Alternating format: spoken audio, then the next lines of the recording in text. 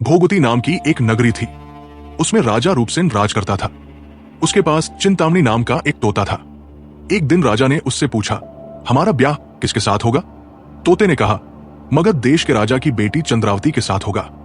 राजा ने ज्योतिषी को बुलाकर पूछा तो उसने भी यही कहा। उधर मगध देश की राजकन्या के पास एक मैना थी। उसका नाम था मदन मंजरी।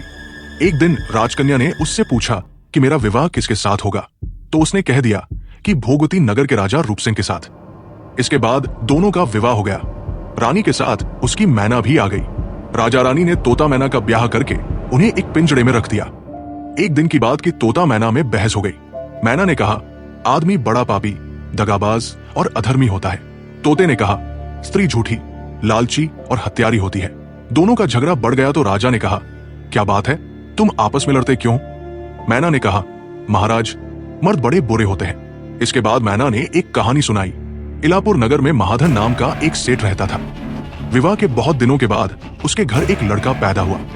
सेठ ने उसका बड़ी अच्छी तरह से लालन पालन किया, पर लड़का बड़ा होकर जुआ खेलने लगा। इस बीच सेठ मर गया। लड़के ने अपना सारा धन जुए में खो दिया।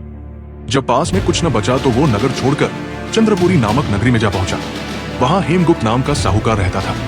उसके पास जाकर उसने अपने पिता का परिचय दिया और कहा कि मैं जहाज लेकर सौदागरी करने गया था।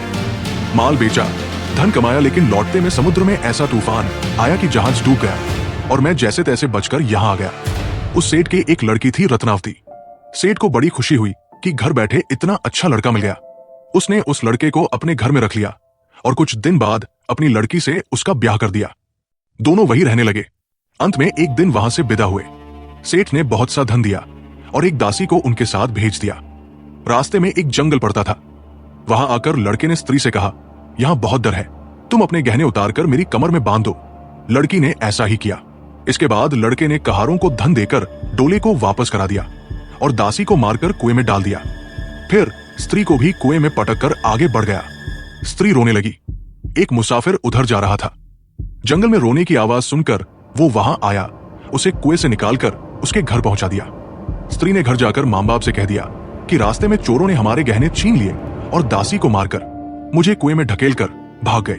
बाप ने उसे ढाढ़स बंधाया और कहा कि तू चिंता मत कर, तेरा स्वामी जीवित होगा और किसी दिन आ जाएगा। उधर वो लड़का जेवर लेकर शहर पहुंचा। उसे तो जुए की लत लगी थी। वो सारे गहने जुए में हार गया। उसकी बुरी हालत हुई तो वो ये बहाना बनाकर कि उसके लड़का हुआ है, फिर अपनी ससुराल चला। वहां पहुंचते ही सबसे पहले उसकी स्त्री मिली। वो बड़ी खुश हुई। उसने पति से कहा, आप कोई चिंता न करें, मैंने यहां आकर दूसरी ही बात कही है। जो कहा था वो उसने बता दिया। सेठ अपने जमाई से मिलकर बड़े प्रसन्न हुए और उन्होंने उसे बड़ी अच्छी तरह से घर में रखा।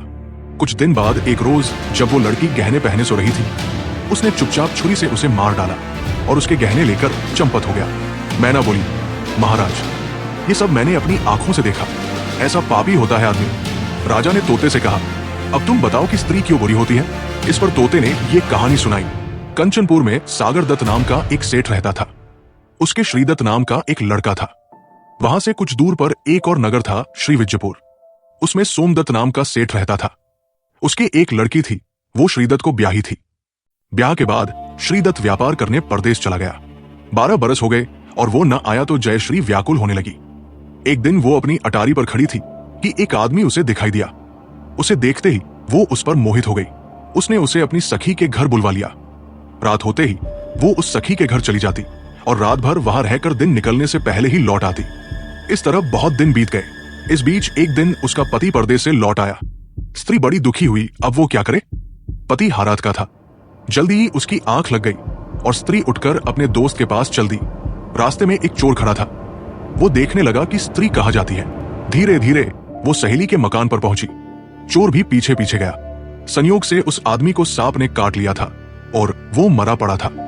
स्त्री ने समझा सो रहा है।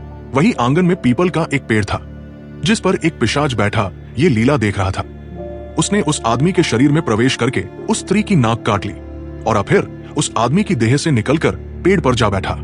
स्त्री रोती हुई अपनी सहेली के पास गई। सहेली ने कहा कि तुम अपने पति के पास जाओ और वहां बैठकर रोने लगो। कोई पूछे तो कह देना कि पति ने नाक काट ली है। उसने ऐसा ही किया। उसका रोना सुनकर लोग इकट्ठे हो गए। आदमी जाग उठा। उसे सारा हाल मालूम हुआ तो वो बड़ा दुखी हुआ। लड़की के बाप ने कोतवाल को खबर दे दी। कोतवाल उन सबको राजा के पास ले गया। लड़की की हालत देखकर राजा को बड़ा गुस्सा आया। उसने कहा, इस आदमी को सूली पर लटका दो। वो चोर वहां खड़ा था। जब उसने देखा कि एक बेकसूर आदमी को सूली पर लटकाया जा रहा है, तो उसने राजा के सामने जाकर सब हाल सच सच बता दिया। बोला, अगर मेरी बात का विश्वास ना हो तो जाकर देख लीजिए, उस आदमी के मुंह में स्त्री की नाक है। राजा ने दिखवाया तो बात सच निकली। इतना कहकर तोता बोला, हे राजा, स्त्रियां ऐसी होती हैं।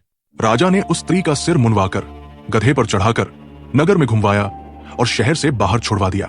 ये कहानी सुनाकर बेताल बोला, राजा बताओ कि दोनों में ज्यादा पापी कौन है? राजा ने कहा, स्त्री। बेताल ने पूछा, कैसे?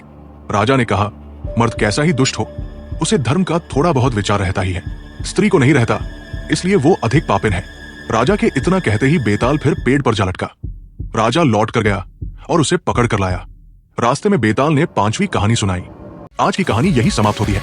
अगर कहानी पसंद आई हो तो लाइक और सब्सक्राइब जरूर करें और कमेंट में बताएं कहानी का सबसे दिलचस्प हिस्सा कौन सा लगा। फिर मिलेंगे एक नई कहानी के साथ। जय हिंद, वंदे मातरम।